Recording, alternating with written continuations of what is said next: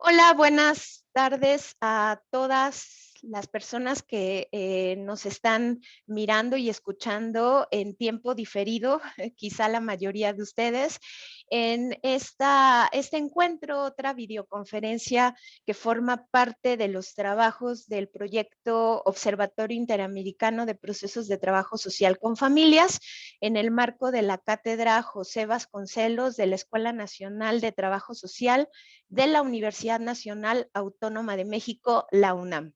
Les doy la cordial bienvenida a ustedes que nos miran, que nos escuchan, y también me da mucho gusto compartir esta tarde con colegas de Colombia, de la Universidad de Antioquia, del Instituto Tecnológico de Antioquia, que nos comparten un trabajo muy importante de una línea, de una temática que realmente no habíamos abordado en los trabajos académicos que se compartieron el año pasado.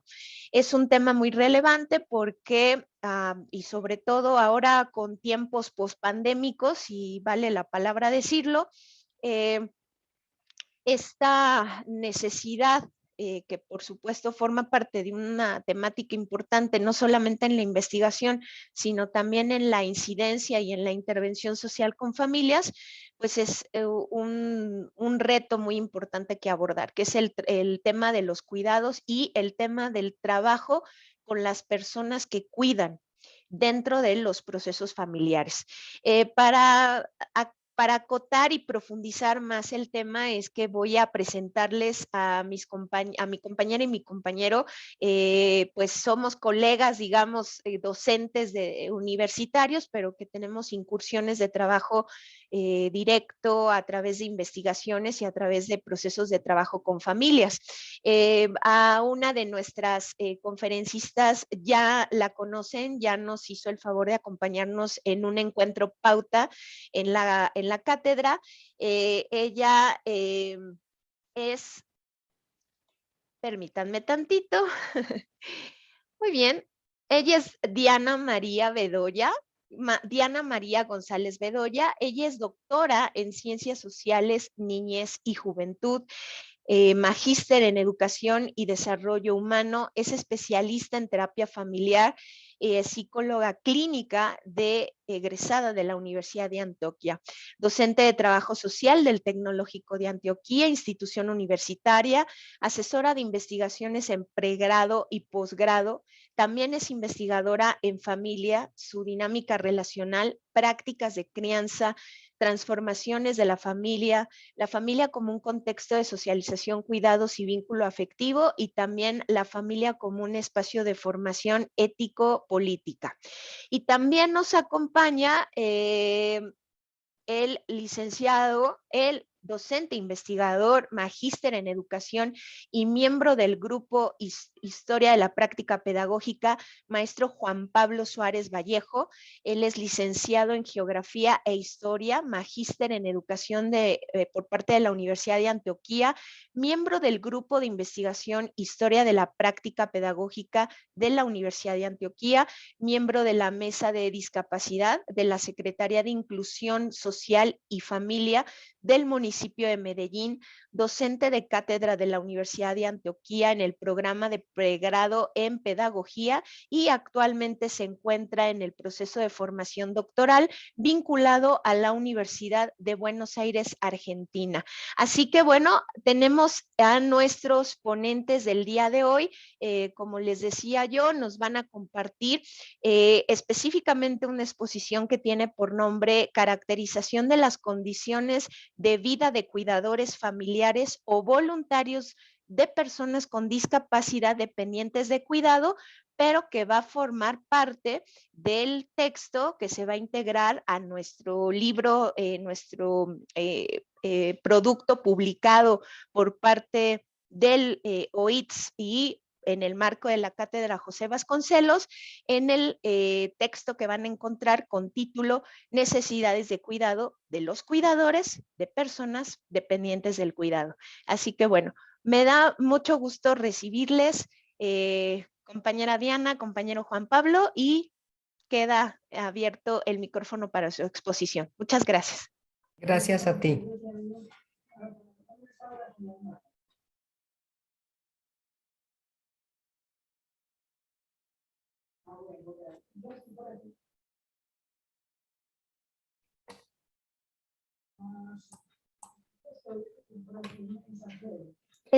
Estimado maestro, el micrófono, por favor, gracias.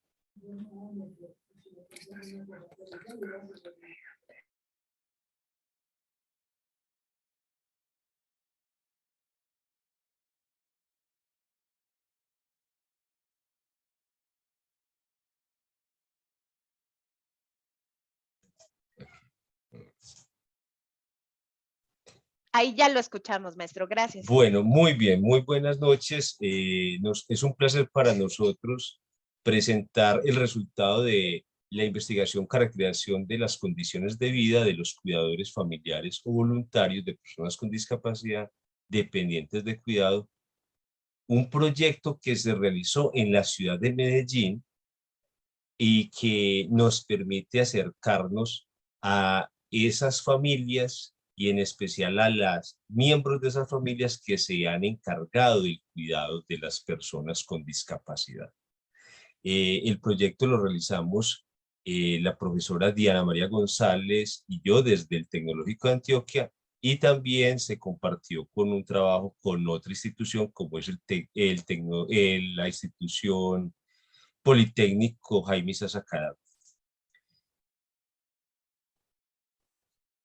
Los antecedentes que nos llevaron a en esta búsqueda nos muestran una condición del cuidador, y es la feminización del cuidado. O sea, el cuidado como un aspecto que está cargado a lo femenino. O sea, lo femenino se vuelve responsable, la mujer responsable del cuidado, y es una perspectiva que se encuentra en diferentes estudios. Los cuidadores, de ahí aparece otra condición, y es que el cuidado empieza a tener una forma de cuidado informal. O sea, asumimos el cuidado porque se presentó una situación coyuntural en nuestra familia, pero no estábamos formados para el cuidado. Y ahí aparece un aspecto muy interesante del análisis, y es cómo asumimos ese cuidado sin estar preparados para ello. Con lo cual se encuentran dentro de los antecedentes unos indicios de sobrecarga del cuidado de esa persona que termina asumiendo la función de cuidado dentro de la familia.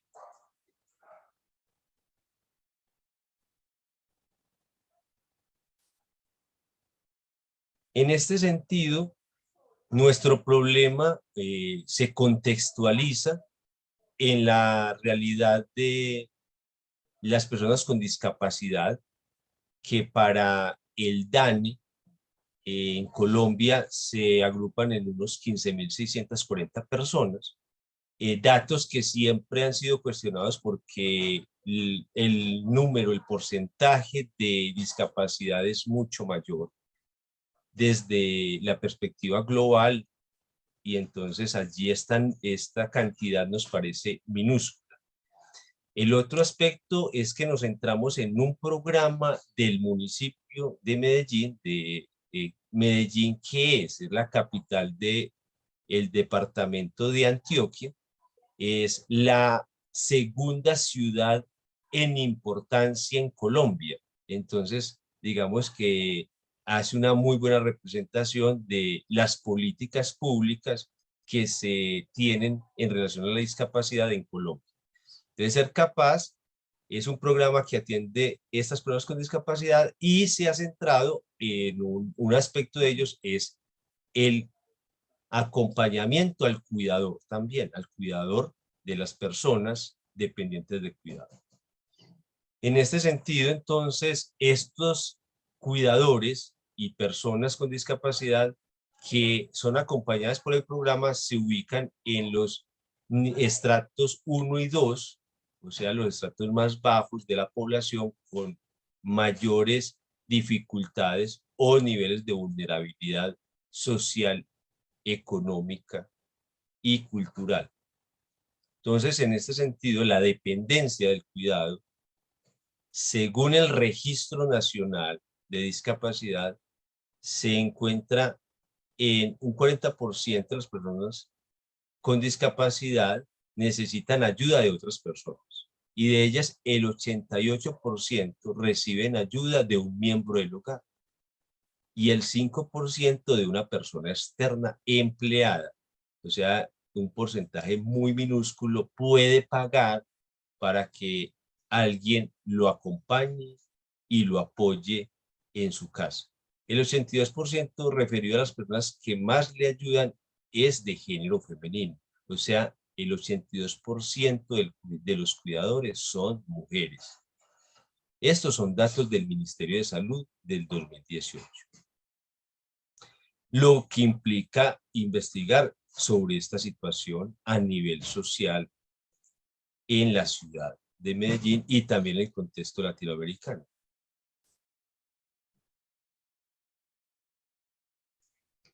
¿Cuáles fueron las preguntas que orientaron este proyecto? Las preguntas nos plantearon por cuáles son las características de esos cuidadores de personas con discapacidad de la ciudad de Medellín. ¿Qué necesidades de capacitación tienen las y los cuidadores de personas con discapacidad dependientes de cuidado? ¿Cuáles necesidades de apoyo son las que requieren las y los cuidadores de personas dependientes de cuidado? O sea, ¿cuáles son las necesidades que requieren esos cuidadores? Nuestros objetivos fueron caracterizar las familias de personas con discapacidad dependientes de cuidado que estaban vinculadas al programa Ser Capaz en Casa e identificar las necesidades de formación y de apoyo que tienen los cuidadores. En este sentido, se generaron 3 objetivos específicos: describir las condiciones sociodemográficas de las familias, de las personas con discapacidad, identificar las necesidades de formación de los cuidadores de personas con discapacidad, dependientes de cuidado, para cumplir la función de cuidador. Indagar cuáles son las necesidades de apoyo que los cuidadores identifican para su bienestar. En estos 3 objetivos nos centramos en esta investigación.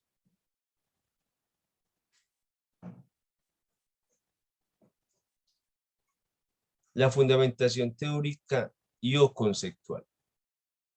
En este ejercicio encontramos que había que definir qué es el cuidado.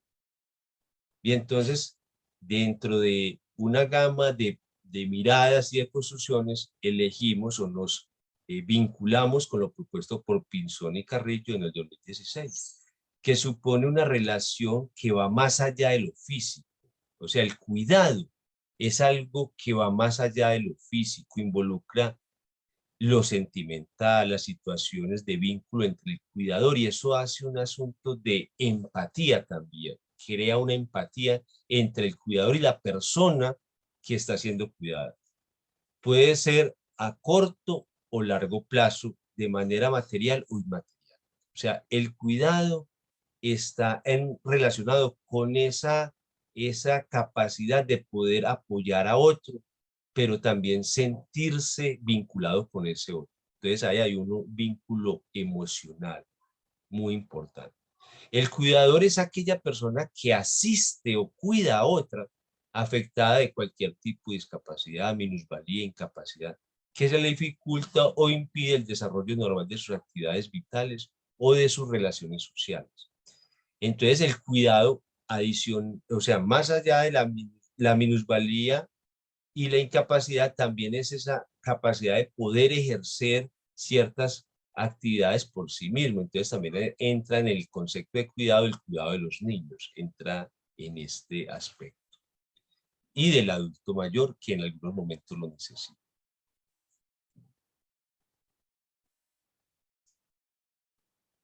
Cuidador formal. Se refiere a toda aquella persona que cuida en forma directa a personas dependientes de diversos ámbitos, esté o no capacitado, pero tiene como particular que recibe un pago o beneficio pecuniario por su trabajo, por el cuidado. Entonces se formaliza a través de un contrato de prestación de servicio, un contrato laboral. Entonces esa es la formalización del cuidado.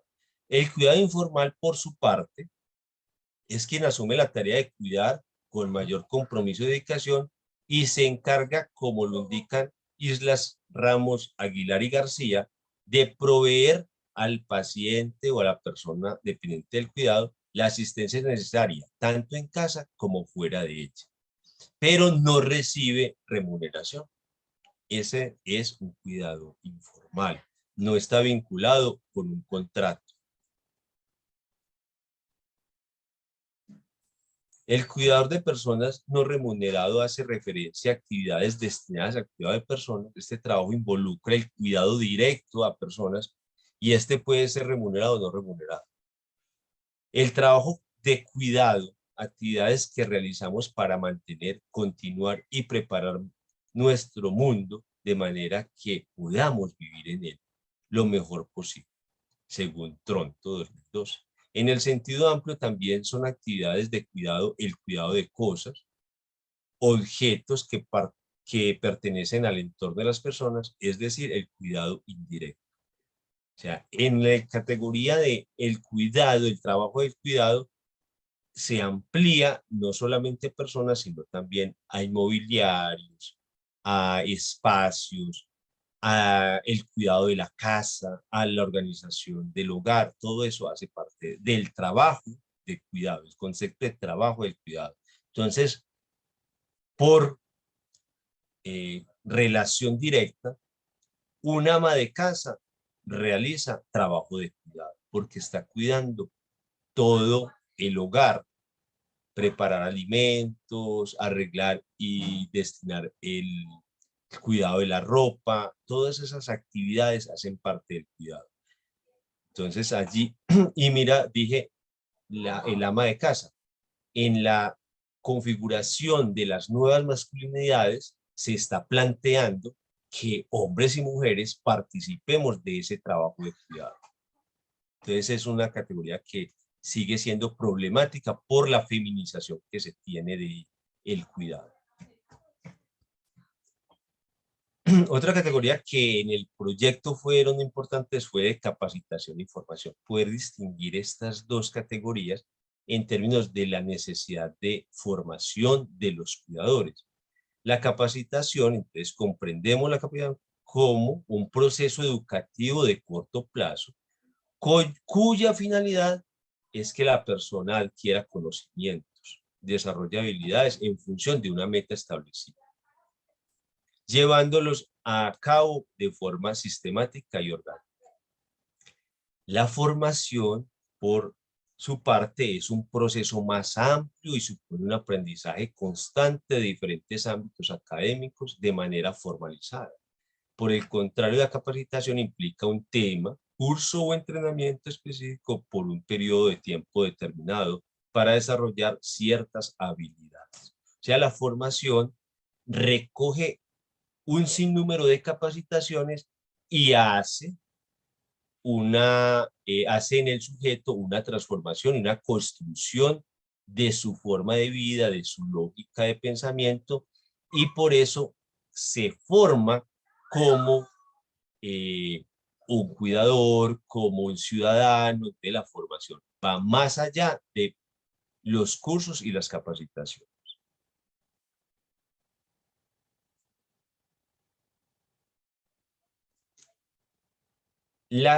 Dentro de esta fundamentación, la calidad de vida en las familias de cuidadores se vuelve muy importante, pensar la calidad de vida.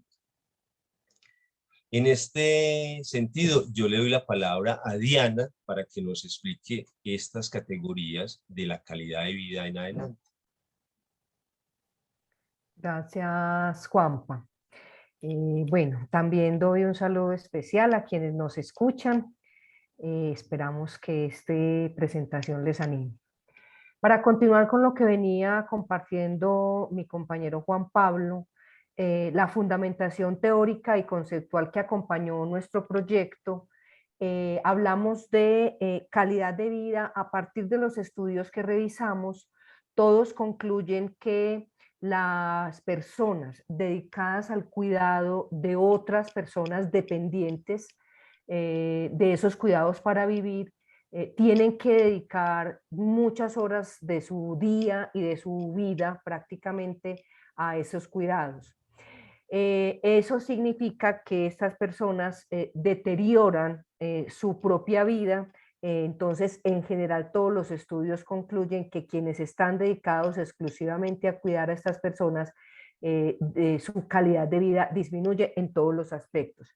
En ese sentido, nosotros consideramos importante revisar el concepto de calidad de vida, asumiendo desde la perspectiva del desarrollo humano integral, con algunos teóricos de la perspectiva crítica económica como Max Neff o Martha Nussbaum, considerando igual que era fundamental pensar una calidad de vida no solo por lo que la persona en sí pudiera hacer para su vida, sino que la calidad de vida está sobre las condiciones generales que se requieren para el desarrollo de esa persona, pero también de la familia y en general del entorno.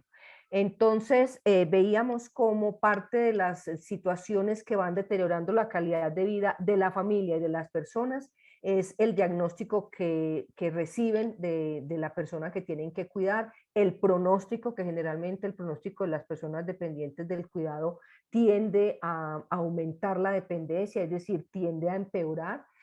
Pero también eso implica cada vez un mayor trabajo de cuidados y acompañamiento, con lo cual lleva a una sobrecarga de la persona cuidadora, una sobrecarga en el cuidado.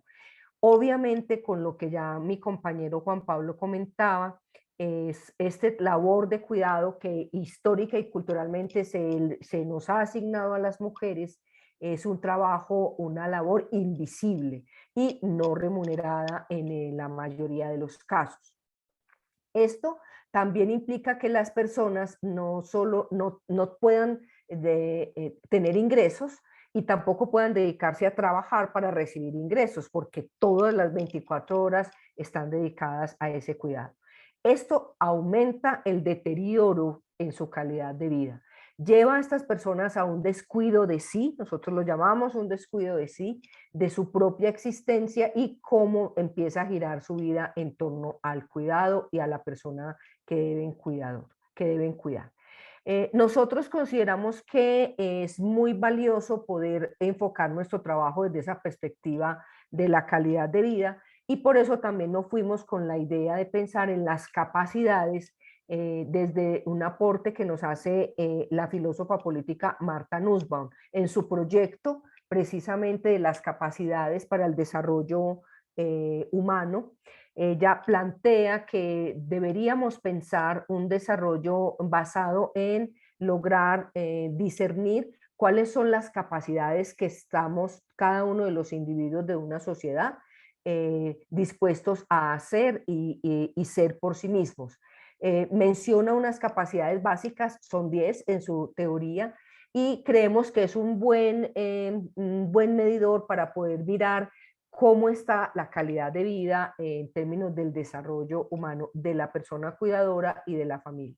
Entonces son estas vidas: salud, integridad corporal, dignidad, libertades de asociación, salud emocional, la oportunidad de formar relaciones con sentido, la capacidad de participar políticamente, la posibilidad y capacidad de tener una propiedad o propiedades y disfrutar de ellas, trabajar, el trabajo como un derecho y una capacidad, y la capacidad de pensar por sí mismo para tener un plan de vida propio. Esto es uno de los referentes que acompañó nuestra investigación. Pasamos, porfa, muy bien.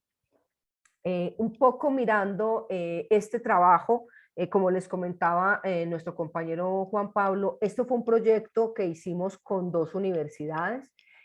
Trabajamos con una metodología mixta. Hicimos inicialmente un estudio exploratorio descriptivo y luego hicimos un trabajo cualitativo comprensivo que buscaba profundizar estos aspectos específicamente con las personas cuidadoras. En el estudio exploratorio nosotros levantamos o diseñamos una encuesta dirigida a las 500 personas inscritas en el programa Ser Capaz en Casa. Analizamos unas bases de datos que ellos tienen en el programa Ser Capaz en Casa, donde tienen sus condiciones socioeconómicas de vida, el tipo de enfermedad que tienen las personas, el tratamiento que reciben, una cantidad de información que nos sirvió mucho para tener una caracterización. Y por otro lado, diseñamos una encuesta ya específicamente diseñada a estas personas cuidadoras. Esa encuesta se le hizo todo el proceso de diseño, pilotaje e implementación y fue respondida por 400 personas cuidadoras vinculadas al programa. Estas personas cuidadoras eran de personas dependientes, severo o total, según la escala de Bartel, que era la que nos acompañaba para la medición de dependencia. En esta encuesta nosotros nos dedicamos a hacer unas preguntas específicas sobre la situación de vida de la persona cuidadora, el tiempo que dedican a cuidar, las actividades que realizan y también algunos asuntos llevados a su propia vida, como luego les comentaremos. Aquí es donde aparece nuestro trabajo específicamente, el que les presentamos, que logramos tener entonces la caracterización de las condiciones de vida de cuidadores familiares o voluntarios de personas con discapacidad dependientes del cuidado. También en la parte cualitativa se vincularon algunas estudiantes de psicología con sus proyectos de grado, profundizamos algunos aspectos para responder a nuestros objetivos. Uno de ellos era conocer las necesidades de capacitación, formación y apoyo psicosocial que tenían estas personas cuidadoras. Aquí parte lo respondieron en la encuesta, pero la otra parte la hicimos en profundidad con 12 familias. Y otro de los estudios fue poder establecer una relación que nos permitiera un poco como analizar cuáles eran las capacidades que tenían estas personas cuidadoras que habían logrado desplegar o que tenían la imposibilidad de desplegar por dedicarse al cuidado.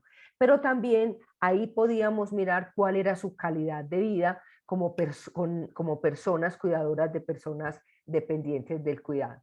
Este fue entonces el estudio macro y luego nos dedicamos entonces a trabajar estos otros aspectos con la investigación cuantitativa y cualitativa.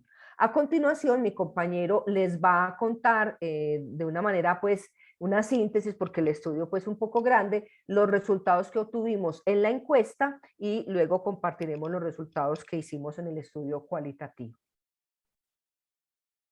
Bueno, en la caracterización de las condiciones de vida de los cuidadores, nos encontramos mayor recurrencia de cuidado, o sea, los cuidadores que más hacen la función, que cumplen con esta función son las madres, con 239 madres. Los 400 cuidadores encuestados fueron 239 madres, lo que equivale al 59.75%. O sea, sigue prevaleciendo esa feminización. Seguido de hermanas, con 40 registros, 10%. O sea que ya nos vamos subiendo al 69.75% de mujeres. Abuelas, con 30 registros, es decir, 7.5% de los cuidadores. O sea que vamos viendo en este registro lo que ya los antecedentes nos decían. El cuidado es un asunto de lo femenino. Se vuelve a reiterar en esta investigación. Pero, ¿qué hacen y de qué se trata el cuidado? Entonces, hay 7 actividades que realizan los cuidadores, que nos dijeron los cuidadores que realizan. Suministran medicamentos, suministran alimentación, realizan terapia física, aseo a la persona con discapacidad, trasladan a la persona con discapacidad de la cama a la silla o viceversa, realizan o implementan estrategias de comunicación en algunos casos donde la discapacidad impide una comunicación oral o escrita de manera convencional, entonces tienen que adecuar procesos de comunicación para poder interactuar entre el cuidador y la persona dependiente de cuidado. Adicional a eso, realizan gestiones o vueltas, o sea, ellos tienen que ir a solicitar la cita, a reclamar los medicamentos de la persona dependiente de cuidado. Entonces, estas 7 funciones hacen parte de la dinámica cotidiana del cuidador. El cuidado de la persona con discapacidad dependiente recae en las familias. ¿Por qué? Porque estas familias son de contextos vulnerables, de extractos 1 y 2 que no tienen recursos para pagar una persona capacitada y formada en el cuidado de la persona con discapacidad. Entonces la asume un miembro de la familia. Ese miembro de la familia, por lo regular y según nuestros datos, termina recayendo en una de las mujeres de la familia. Inicialmente o con mayor frecuencia la madre, luego posiblemente una hermana o la abuela. Entonces el 98% del cuidado de las personas dependientes de cuidado no es remunerado. O sea, se realizan todas estas gestiones, todos estos procesos, estos 7 actividades y no reciben ninguna remuneración ni por un miembro de la familia, ni por el Estado, lo que hace aún más invisible la función del cuidador. Entonces esa es una de las problemáticas que se generan o que logramos develar en esta investigación. Para como ahondar y de pronto mostrar con mayor claridad la realidad del cuidador, nos encontramos en unos rangos de cuidado muy complejos, porque nos preocupa que el 21% de los cuidadores se ubique entre los 62 y 88 años. Este rango de edad ubica al cuidador en un lugar también de dependencia de cuidado. Se encuentra en el rango de adulto mayor. O sea que es un adulto mayor cuidando a otra persona dependiente de cuidado. Eso es un asunto problemático en las políticas de atención en salud y de cuidado en el contexto de la ciudad de Medellín, pero que posiblemente se evidencie a nivel latinoamericano. Los datos recopilados ubican que el 43% de los cuidadores están en un rango de 52 a 88 años. O sea que ya agregándolos, van llevándonos 10 años más, aumentamos 22% de las personas. Ese punto nos empieza a preocupar, ¿cierto? Es un 22% de personas que siguen siendo mayores. En cuanto a la edad, se evidencia la vulnerabilidad de la calidad de vida de al menos 43% de esos cuidadores encuestados. O sea que tenemos alrededor de un 57% de personas que tienen una edad inferior, o sea, de 51 a 20 años. Esas personas tienen todas las capacidades, ¿cierto? Ese 57% son personas más jóvenes con la fortaleza física y mental para desarrollar la función. Sin embargo, el punto preocupante es este 43% de personas que ya a la edad se les suman también desgastes físicos y también psicológicos en relación al proceso de cuidado. Entonces ahí se van advirtiendo algunos de los elementos que van a requerir acompañamiento.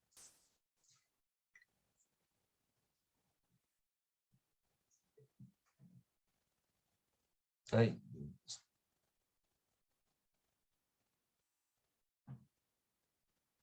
Capacitadores.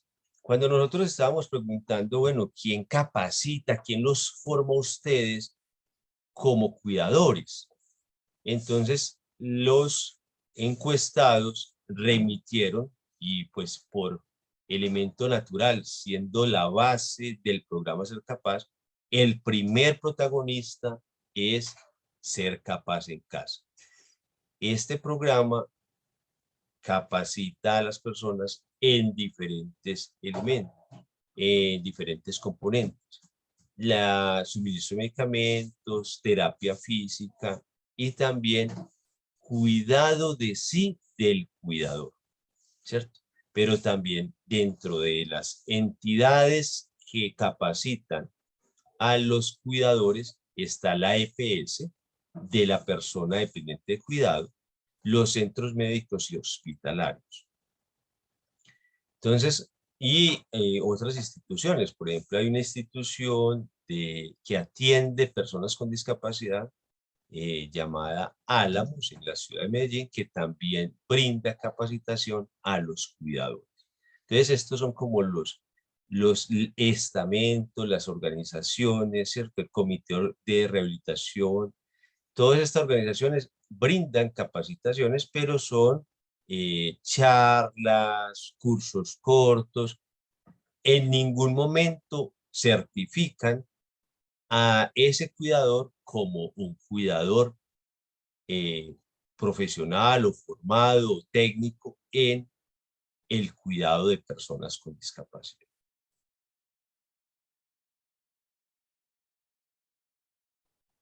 Necesidades de apoyo. En primera instancia, necesidades de apoyo, encontramos el apoyo de relevo, ¿cierto? Uno de los elementos para poder las personas cumplir con la séptima función que mostramos ahorita, que era gestionar o realizar vueltas, ir a la EPS, a solicitar una cita, ir a solicitar los medicamentos y todas estas y otras funciones que hacen parte de todas las dinámicas cotidianas de ese cuidador, necesita de alguien que se quede con la persona dependiente de cuidado. Entonces encontramos que el 62% de las personas que lo relevan son otros familiares. Que solo el 8% de las personas que lo relevan son pagadas, o sea, le pagan a alguien. El 8% de estos 400 encuestados dicen que han pagado para ser relevados. 18% son personas distintas a la familia, voluntarios que los han relevado. Y preocupa en este análisis, un 12% de los encuestados remite que nunca los han relevado. Entonces, pues ese 12% está sobrecargado en su función de cuidado. Ahora, cuando hablamos de ese relevo, preguntamos cuánto tiempo es lo que a ellos los han relevado. El punto más alto, pues en el cual digamos que se encuentra como una media, está en 3 a 5 horas de relevo, ¿cierto? 135 el total de los cuidadores dice que el relevo más adecuado y el que más se ha presentado es de 3 a 5 horas. Tiempo que es coherente con un proceso de poder ir a hacer una diligencia a un banco, a una EPS, de poder tomarse el tiempo que implica realizar la fila, esperar el medicamento y gestionar todos estos asuntos. En menor proporción, los han relevado un día, ¿cierto? Con un 25 del total dicen que los han relevado un día. Más de un día, 79 de los encuestados dicen que un día, ¿cierto?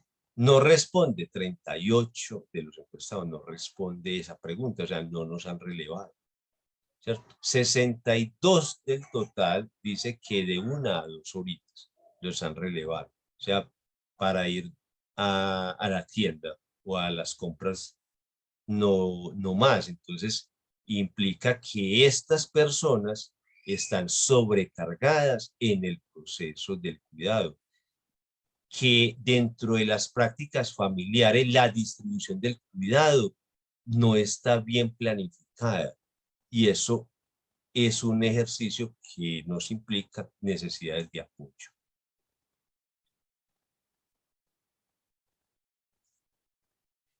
Con los datos anteriores, nos encontramos que el 70% de los cuidadores presenta sobrecarga en tanto de cumplir todas las funciones, esas 7 que les enunciaba anteriormente.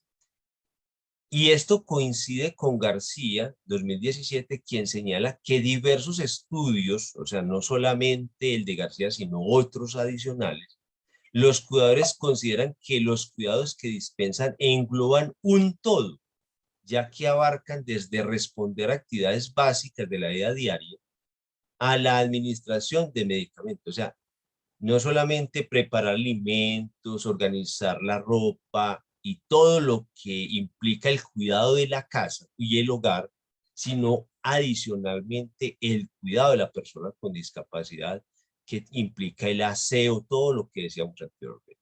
Entonces, esta persona está sobrecargada en relación a las responsabilidades cotidianas en el marco de su familia.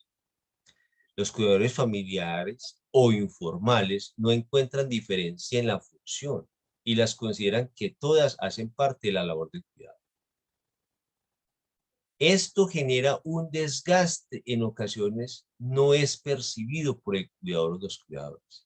O sea, al vincular que eso hace parte de su cotidianidad, al naturalizar que todas esas funciones las deben cumplir, lo cual le implica culpabilizarse de ciertas cosas, cargarse de mucho más estrés, hace que se genere ese desgaste y esa sobrecarga.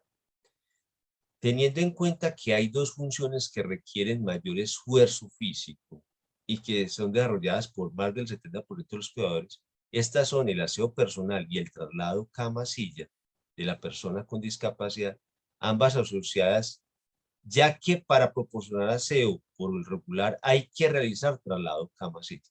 Eso genera y implica un esfuerzo mayor para la persona.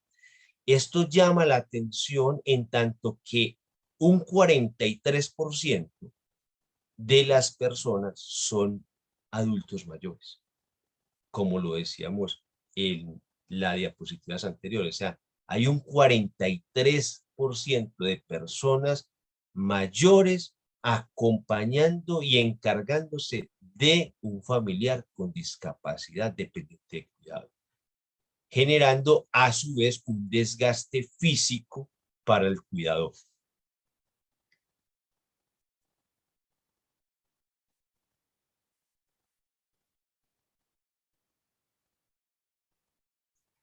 En cuanto al relevo, para estudiar se encuentra que del 68% declaran no requieren relevo para ello. O sea, un 68% de los cuidadores, o sea, se reafirma con esta respuesta lo que veníamos anunciando en la anterior diapositiva. Hay una naturalización de las funciones que realizan. El 32% restante requieren apoyo para poder estudiar, o sea, buscan o quieren estudiar, quieren poder tener o desarrollar un proyecto de vida personal, pero de ese 100%, de esos 400, solo el 32% plantean esto. Y es un grupo poblacional joven, relativamente joven, no el mayor, ¿cierto? Entonces ahí hay una diferenciación. Hay un asunto también de la edad, también implica la mirada frente a su responsabilidad y cómo ellos también quieren construir un proyecto de vida distinto. Y hablábamos ahora al comienzo de los conceptos de calidad de vida, que una de las características, de las capacidades de mejora de la calidad de vida, es poder tomar decisiones para desarrollarse cada uno como sujeto, como persona. Y esta decisión, por ejemplo, de estudiar, se ve truncada si no hay un apoyo en el relevo, en el cuidado de la persona con discapacidad. En cuanto a ser relevado para trabajar, esta es muy interesante, esta respuesta, porque entonces hay 215 que responden, se necesita que sean relevados para trabajar. 54% indica que le gustaría que lo relevaran para trabajar, lo que indica varias cosas. Uno, entre ellas, que de pronto la actividad de cuidado, al no ser remunerada, no la consideran como trabajo. Estas personas necesitan ingresos económicos, eso es otro asunto. Estas personas identifican que necesitan ingresos económicos para subsanar los gastos familiares, no asumen el cuidado como trabajo que quieren desempeñar. O sea, no, el cuidado no es su alternativa de trabajo, sino que quieren buscar otra alternativa. También tiene que ver con ese desarrollo personal y del proyecto de vida. Aquí es importante señalar y conectar esta necesidad de relevo para trabajar con una demanda y una evidencia que surge en la misma encuesta cuando les preguntábamos a ellos si realizan otras actividades adicionales para mejorar los ingresos familiares. Y allí un 42%, 168 de los encuestados dicen que sí, realizan adicional a las funciones que ya estamos hablando del cuidado, también desarrollan otras actividades para conseguir ingresos que les ayuden a mejorar sus condiciones económicas en la familia. O sea que estas familias dependientes de cuidado se encuentran en un proceso de vulneración socioeconómica bastante profundo, donde responsabilidad del Estado será apoyarlas para que se subsanen un poco, se equilibren las cargas económicas del cuidado.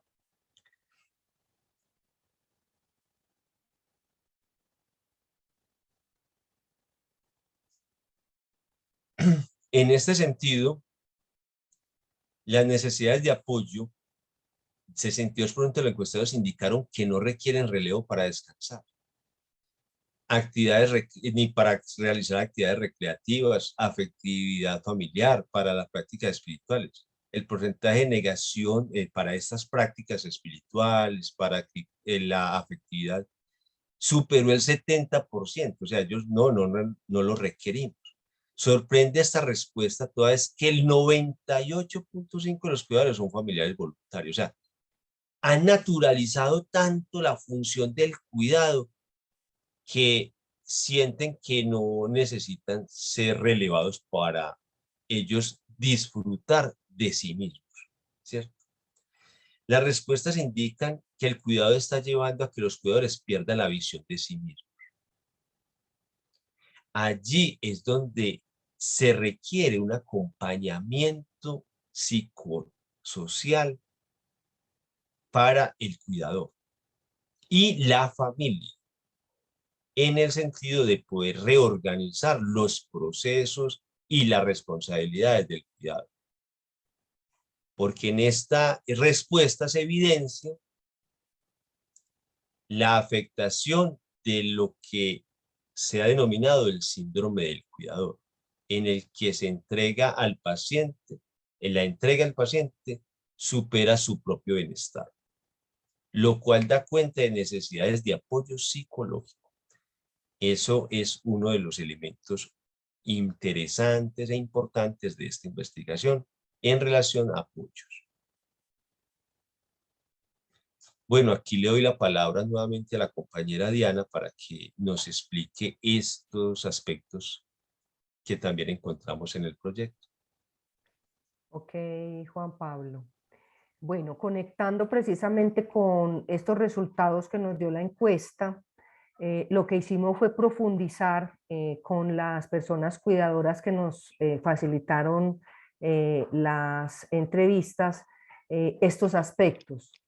Los resultados del análisis cualitativo nos arrojan en primera medida que hay una feminización del cuidado, hay una invisibilización del trabajo que hacen las mujeres.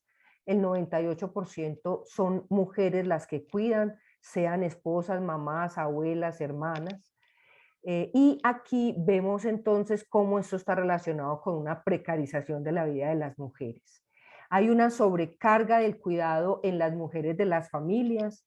Encontramos que tienen unas rutinas extenuantes de más de 20 horas de trabajo, muy pocas de sueño, incluso muchas de ellas duermen al lado de la persona que cuidan, lo que significa que su sueño no es un sueño posiblemente reparador, prácticamente pueden estar en un duermevela. Encontramos que estas mujeres son doblemente cuidadoras porque además de cuidar a la persona dependiente del cuidado que tiene alguna enfermedad, cuidan de otras personas, bien sea adultas mayores o sus nietos, entonces hay otras personas para cuidar. Esto nosotros lo llamamos como doblemente cuidadoras, lo que aumenta pues obviamente su condición de vulnerabilidad, porque como nos decía el compañero Juan Pablo, hay mucha de esta población que está entre los 52 años hasta los 88, es decir, son personas cuidadoras que inclusive son personas mayores de edad y que requieren en sí misma cuidado. Por otro lado, ya encontramos que muchas de ellas estaban presentando dolencias o incluso discapacidad como efecto secundario del cuidado que ejercían a otras personas, con problemas crónicos, por ejemplo, de espalda, artrosis, etcétera, etcétera. La otra dimensión que encontramos en este asunto de la feminización del cuidado es que estas mujeres asumen el cuidado por varias razones. Uno, porque definitivamente hay una distribución inequitativa del cuidado en las familias. Se da por hecho que son las mujeres las que tienen que cuidar y nadie más se hace la pregunta o a nadie más se le asigna. Lo otro es que no tienen otro familiar a quien asignarle, son familias pequeñas o los familiares viven muy lejos, entonces no le pueden asignar esa tarea y puede ser también, le encontramos, es que esta persona cuidadora, quien no se dedica a cuidar, entonces se dedica a trabajar por fuera para dar el sustento. Entonces es su manera de redistribuir. En todas estas mujeres hubo una respuesta de que ese cuidado era una decisión voluntaria en términos de sentirse responsables de cuidar de esa persona, bien sea su hijo o su familiar o su persona, digamos, mayor, sus padres. Encontramos unos efectos negativos a nivel emocional en esta relación que establece la persona cuidadora con la persona que cuida. Encontramos cierta dependencia afectiva, es como un círculo vicioso en el cual la persona cuidadora hace de su vida el cuidado y se encierra en él. Devuelves un poquito, por favor. Eso, ahí. Y descuidan su vida afectiva, lo que nosotros llamamos un descuido de sí. En esa medida nosotros consideramos que estas personas requieren permanentemente un apoyo psicológico que no debe ser algo que se haga de vez en cuando, un apoyo psicológico que permita a ellas ayudarlas a desculpabilizarse porque asumen muchas veces ese cuidado de esos hijos que tuvieron con esa discapacidad. También para trabajar el cansancio y las emociones negativas que genera el cuidado, pero también sobre todo para trabajar el estrés y los duelos que les genera a ellas la pérdida primero de ese familiar, de sus capacidades. Importantísimo fortalecer las redes de apoyo, ayudarles a estas mujeres a aprender a tener tiempo libre y disfrutarlo. Miren que había personas que decían que no necesitaban relevo. Creemos que hace parte de esa relación un poco alienante cuidador-cuidado. También creemos que esta investigación le aporta a esta perspectiva económica de los cuidados, porque aquí es donde nosotros visibilizamos que son mujeres que cuidan y que requieren un apoyo económico para poder contribuir a su propia existencia, a mejorar su calidad de vida. De otro lado, creemos que muchas de estas personas cuidadoras tienen un aprendizaje empírico que pudiera ser validado a través de distintas instituciones educativas para formalizar un poco esa formación. Pasamos, muchas gracias, muy bien. Bueno, aquí también nosotros en la parte de necesidades de capacitación y formación para los cuidadores, encontramos que además de esa capacitación, la encontramos como en varios niveles. Una capacitación en un nivel que vaya dirigida a ellas, una capacitación para que esas mujeres, esas personas cuidadoras, la mayoría mujeres, aprendan la importancia de ser cuidadas, o sea, ser cuidado a las cuidadoras. Y eso hay que hacerlo en un nivel también de aprendizaje cognitivo, para que ellas puedan resignificar la realidad, manejar el estrés, manejo de emociones, el cuidado. Entonces creemos que hay un nivel de educación o de capacitación que lo pueda hacer perfectamente un equipo psicosocial o un profesional en el área social como psicólogo, psicóloga, trabajador social e incluso educadores o enfermeros. También creemos que hay otro nivel de apoyo que es la asesoría psicológica, que va dirigida específicamente ya a aquellas personas que están en un nivel alto de estrés, que ya tienen un gran deterioro en su vida afectiva y emocional. Este debe de ser un acompañamiento que le ayude a ellos a asumir, por ejemplo, los procesos de desarrollo de sus hijos, el asunto de los duelos, cómo estas personas requieren una atención distinta. Y también hablamos nosotros de una especie de educación en las distintas enfermedades que tienen para que las personas cuidadoras puedan, digamos, disminuir ese nivel de expectativas. Y obviamente en la otro nivel, de la otra dimensión de capacitación, estaría específicamente en las enfermedades o patologías que acompañan a las personas dependientes del cuidado, porque esto les va a ayudar a las personas cuidadoras a saber qué cuidados específicos requieren y cuáles de esos cuidados ellas no los pueden brindar, sino que deben ser exigidos al sistema de salud. Pasamos.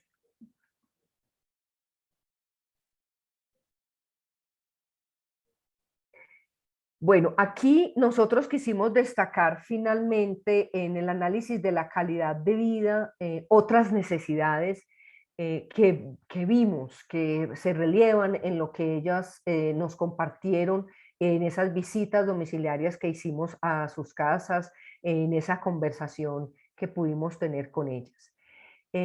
Aquí hay un asunto fundamental en la relación, capacidades posibles de desarrollar en un ser humano, en las necesidades y satisfactores como medidores de lo que se debería ser calidad de vida. Necesitamos también visibilizar que estas mujeres tienen precarizada su vida y en ese sentido es necesario trabajar fuertemente por unas políticas amplias y generales para mejorarlas. Estas mujeres tienen unas grandes necesidades de afecto porque están volcadas en cuidar y amar de otros, necesitan tiempo libre, pero también aprender a disfrutar ese tiempo libre para tener tiempo para ellas, para descanso, recreación, para cuidar de ellas mismas, que sean capaces de disfrutar otros espacios distintos a la casa, a cuidar de otra persona, que abran sus expectativas y puedan nuevamente abrir su plan de vida hacia otras actividades distintas, ofrecerles oportunidades laborales o el pago para este cuidado y un apoyo económico, que en eso vamos en la política de economía del cuidado. Creemos que también hay unas estrategias de acompañamiento para satisfacer las necesidades de los cuidadores. Hay que trabajar fuertemente con la familia para que el cuidado sea distribuido más equitativamente, que haya un mayor compromiso de todos los integrantes de la familia, que se puedan incluir familia extensa, que también se saquen espacios de esparcimiento para todos, especialmente para quien se dedica a cuidar, que las responsabilidades distribuidas entre todos no sean solamente hacia las mujeres, y obviamente eso requiere un apoyo transdisciplinar. Finalmente, y como algo que nosotros creemos que este trabajo puede aportar, es que definitivamente nosotros creemos que hay que trabajar fuertemente por un sistema de cuidados, que valore los cuidados que se hacen en general en la familia y por las mujeres, y que tengan un apoyo económico estas personas cuidadoras. Ya se ganó, vamos por lo menos en un apoyo económico hacia las personas con discapacidad, pero todavía falta llevar esto a un sistema de cuidados. Continuamos, Juan. Bueno, como resultados y conclusiones, pues ya han visto pues que es evidente, las familias con mayor grado de dependencia requieren de un programa mucho más fuerte de apoyo psicológico, especialmente estas personas cuidadoras tienen que recibir un gran apoyo porque terminan siendo ellas también discapacitadas, y finalmente se va a precarizar la vida no solo de la persona con discapacidad, sino del cuidador y de toda la familia. Los programas deberían ir acompañados de un apoyo económico que no debe ser tan irrisorio. Ahora creo que estaba como en 120.000 pesos, 160.000 pesos. Se está hablando de una cuota que sería mensual, eso no alcanza ni siquiera a ser el salario mínimo. Creemos que eso debe mejorar, obviamente con un acompañamiento de profesionales a las familias, y que el Estado y el sistema de salud se hagan cargo del cuidado en salud especializado, porque lo que está pasando es que le están trasladando a las familias estas responsabilidades. Valoramos también el programa Ser Capaz en Casa, que siendo un programa muy específico de atención a las personas con discapacidad, tiene este abordaje con las familias de todos los estratos, pero muy especialmente los estratos de menores recursos. Creo que hasta ahí terminamos, yo creo que ahí terminamos muy bien. Aquí están nuestros referentes. Agradecemos pues todo el apoyo que recibimos del tecnológico, del programa Ser Capaz en Casa, y a ti, Andrea, también por habernos brindado la oportunidad de compartir con otras personas de otras latitudes nuestra experiencia. Muchas gracias. En cuanto al No, apoyo que decía Dianita, te interrumpo ahí, en traducido a dólares son aproximadamente $40 al mes. Entonces, perdón, lo dividen hay veces a 2 meses, los 40, o sea, 20 por mes. Entonces, eso pues no representa un apoyo a la familia real. Económico. claro, por supuesto. Muchísimas gracias, compañeros. Y bueno, sí, pero dejamos de compartir para que nos veamos las tres personas, para que cerremos un poquito. Ahí ya estamos. No, yo les agradezco la verdad, y miren que de bote pronto, como decía Juan Pablo, creo que se están iniciando bastantes diagnósticos y bastantes investigaciones sobre el tema, de manera como ahí va, ¿no? Hay una fuerte agenda sobre visibilizar el tema y la agenda de los cuidados, y un poco, como decía Diana, caminar hacia sistemas públicos o de reconocimiento de los sistemas de cuidado a nivel de política pública. Yo les pudiera decir que en México, pues es como, hay rasgos muy similares, ¿no? Igual, ¿no? Grupos de atención prioritaria cuidando a otros grupos de atención prioritaria. Entonces, en eso, no solamente en términos de derechos, que es toda esta parte de política pública, del reconocimiento de un sistema nacional o sistemas locales, ¿no? También de reconocimiento y de apoyo a los cuidadores, a las personas que cuidan, en términos económicos, también como lo decía ahorita muy bien Juan Pablo. Está la otra parte también que me llamó mucho la atención, en la parte psicosocial. O sea, en el cuidado hay un proceso también del descuido, de nulificación, ¿no? Una nulificación pues no aceptada por parte de las personas, pero también quisiera yo decir que es como un saldo que tenemos también del sistema, del individualismo, ¿no? Y que ese tipo de cosas pues se ven más fuertemente representadas en ciudades, en grandes ciudades, ¿no? Hay otros sistemas comunitarios o sistemas de vida que el cuidado es una responsabilidad colectiva, pero por desgracia en otros espacios, pues no ha sido así, ¿no? No ha sido así y estamos justo en coyuntura, también una coyuntura social muy importante, y digo, de eso hablamos con Diana en la exposición, ¿no? Diversos movimientos en Latinoamérica, sobre todo encabezados por familias, donde la familia se vuelve un actor político y donde, pues ahí es donde entran todos estos temas, ¿no? Es un tema prioritario, es un tema que vemos en las realidades de las familias con las que trabajamos y que también luego, a mí en mi experiencia, no sé a ustedes, y les invitaría pues también como a englobar, ¿no? Una reflexión final de cada uno de ustedes. Yo a veces me quedo con la idea de que, como ahorita lo veíamos en el recetario emocional, ¿no? La fotografía de eh, cartulina, ¿no? Trabajada seguramente en colectivo. Hay veces que son tan sencillas las cosas de acompañamiento psicosocial como solamente quiero que me escuchen, ¿no? Abrir un espacio para escuchar, o yo particularmente que trabajo mucho con la corporalidad, con la danzaterapia, con movimiento terapia, es como, híjole, no sabes lo bien que me hizo respirar, ¿no? Aunque sea tocarme los hombros o así y sentirme viva con la respiración. Entonces, creo que son cosas, bueno, aparentemente sencillas, pero por supuesto que también necesitan de una profesionalización y que necesitan de que generemos redes de apoyo o murallas humanas de contención a estas personas cuidadoras, ¿no? Así que bueno, les invitaría a una reflexión final, Diana, Juan Pablo, adelante. Juanpa.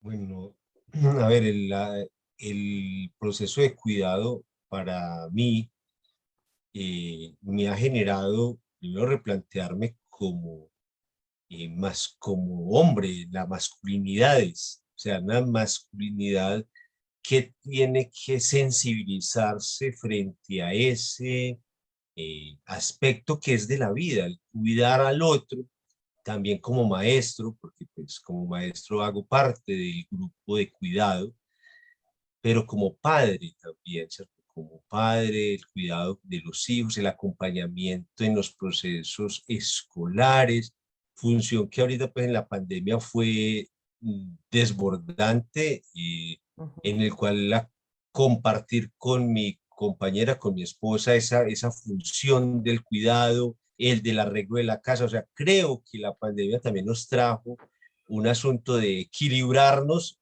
sin lograr pues el 100%, pero sí al menos acercarnos a un poco más a reconocer la labor femenina del cuidado del hogar, o sea, para no ponernos en grandes discusiones, sino asuntos cotidianos. El cuidado es un asunto de lo cotidiano, del día a día, del encuentro con el otro. Lo llamo y reflexiono sobre eso porque ves uno como investigador, como teórico, piensa mucho como en el afuera.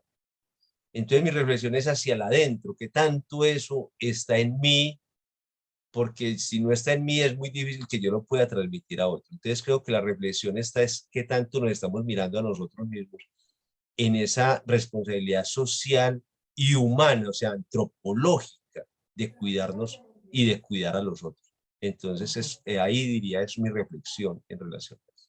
No, es una reflexión muy importante, Juan Pablo, y o sea, creo que tú lo mencionaste en la construcción también reeducativa o formativa de esa construcción de esas nuevas masculinidades, ¿no? El tema de la distribución de las labores domésticas, de cuidado en el hogar, en este espacio, como dices tú, la vida cotidiana, creo que es uno de los asuntos también más potentes de esa construcción de las nuevas masculinidades y que es algo que a lo mejor en estos nuevos o los movimientos feministas como en México se les dice de cuarta ola, es decir, las mujeres más jóvenes, ¿no? Que están incursionando en esta nueva ola del feminismo, pues lo dicen, pero ¿dónde, como dices tú, dónde está el trabajo educativo, el acompañamiento también de hombres con otros hombres, ¿no? Que se animen a, a experimentar y no solamente en el reconocimiento de decir, híjole, sí, sí es cierto, sino en el hacer, en sus casas, ¿no? En sus contextos, en su vida privada. Es muy importante esa reflexión, por supuesto, ¿no? Muchas gracias, Juan Pablo. Y Diana, adelante.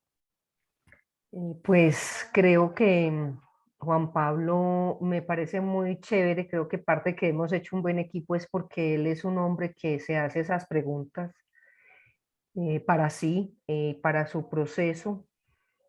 Este asunto del cuidado, en mi caso, yo he venido haciendo como el tránsito, analizarlo, el cuidado de sí, una propuesta, por ejemplo, Foucaultiana, el cuidado de sí, el cuidado del otro, la epimeleia, por ejemplo, el cultivo de sí, para llevarlo luego al cuidado del otro, cómo lo llevamos a las familias y a partir del trabajo con las familias es considerar que parte del compromiso o de la ética y la política de la familia es cómo nosotros fomentamos esos valores ciudadanos dentro de la familia y uno de ellos, el primordial, es una función que es el cuidado.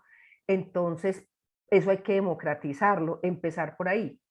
En la familia hay que trabajarlo en todos los niveles y con todos los integrantes de la familia y llevarlo hasta lo público, que es hacer del cuidado una ética y una política.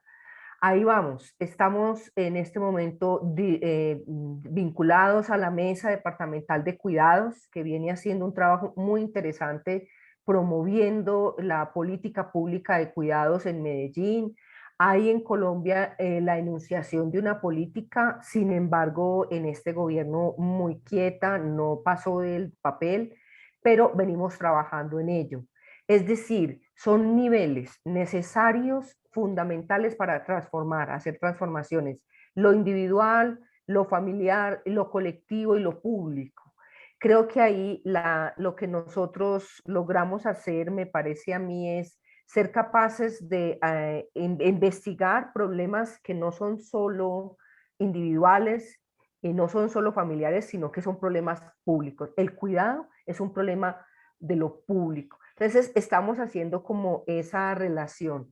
Creo que ahí vamos en ese proceso y hay que seguirle trabajando mucho. La idea es hacer un buen encuentro este año. Vamos a ver si lo podemos hacer para compartir las experiencias de políticas públicas que hemos logrado. Entiendo que México va muy bien, van ya con el sistema de cuidados. Ahí me están mandando también información. Para nosotros son ustedes un referente, lo mismo que los colegas de Uruguay, que han venido trabajando ya en los sistemas de cuidado. Esperemos poder seguir avanzando en ello a partir de nuestro trabajo académico. Sí, fíjate, Diana, bueno, así rapidísimo, ¿no? Sí, nada más que, pues ustedes, yo creo que saben perfectamente, ¿no? Que los pasos legislativos, pues son un gran avance, pero eso, en traducción operativa de política pública, ahorita que te escuchaba, Diana, justo, por ejemplo, bueno, ustedes saben que tenemos un gobierno con un enfoque progresista en ese sentido. Y yo, por ejemplo, aunque coincido políticamente con esa visión, yo he platicado, digamos, con funcionariado público de distintos niveles sobre la importancia de acompañar la redistribución económica, que si bien es importante, ¿no? Porque aquí también hay, por ejemplo, ahorita que hablaba de Juan Pablo de la pandemia, ¿no? Aquí particularmente en la Ciudad de México se dieron apoyos, o sea, se dan apoyos de tal manera que una sola familia puede tener quizá, ahorita que hablaban para que nos entendamos un poquito en dólares, pues sí, unos $120 al mes, ¿no? O sea, sumando todos los apoyos, ¿no? Sí, pero ¿de qué sirve el apoyo económico si no hay un trabajo psicosocial de acompañamiento, de consejería familiar, que también aborde desde el enfoque de una política pública con enfoque de derechos humanos, que brinde ese acompañamiento? O sea, eso desgraciadamente, y digo, lo hablo porque particularmente aquí cuando se reconoció legislativamente la pensión universal a personas adultas mayores, empezó a haber como un efecto social, no en todos los casos, pero sí de violencia patrimonial hacia nuestros adultos mayores. O sea, ¿de qué sirve la redistribución económica sin la consideración de un proceso de acompañamiento social, psicosocial, profesional, que también se ha brindado por el Estado, o que sea una acción de política pública del gobierno, de la academia, de profesionistas que podemos así ejercer, pues, ¿no? Entonces sí, o sea, vamos en avanzada legislativamente, pero operativamente ahí están los retos operativos y de seguimiento y de evaluación, ¿no? Y también convertir a estas personas, en este caso personas cuidadoras, como personas titulares de sus derechos, es decir, que exijan y que denuncien y que exhiban a aquel funcionariado público pues que no les cumple, que no les facilita los procesos de gestión gubernamentales. O sea, es algo muy completo, como dicen, como bien apuntalan ustedes, y pues sí, ahí vamos, ¿no? Pero también es necesaria la visibilización de ese enfoque, ¿no? Bajo mi consideración, por supuesto, ¿no? Bueno, muchísimas gracias, de veras, les agradezco mucho esta exposición, seguramente va a servir mucho porque muchas colegas están abordando y topándose con estas realidades, así que querida Diana, estimado Juan Pablo, les agradezco muchísimo, pues culminamos con en este día esta videoconferencia y les invito a todas las personas que escucharon esta videoconferencia a que en breve estén muy al pendientes de la página de la Escuela Nacional de Trabajo Social para que consulten el libro completo del Observatorio Interamericano de Procesos de Trabajo Social con Familias, que se inscribe en el marco de la cátedra José Vasconcelos de la ENS UNAM 2021-2022. Muchísimas gracias. A ti. Muchísimas gracias. Feliz noche a Gracias, todos. Juanpa.